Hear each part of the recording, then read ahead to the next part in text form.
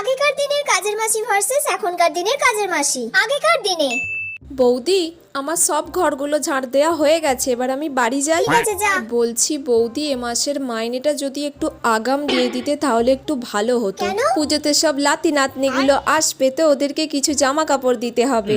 ঠিক আছে, দেখছি, দিতে পারলে জানাবো। আর বলছি বৌদি, যদি এবারে একটু নবমী আর দশমীটা একটু ছুটি দিতে খুব ভালো হতো। লাতি নাতনিগুলো আসবে তো একটু ঠাকুর দেখতে যেতাম। না না, দুদিন নিলে হবে না, শুধু দশমীটা নিস। আচ্ছা ঠিক আছে, তাহলে শুধু দশমীটাই ছুটি করব।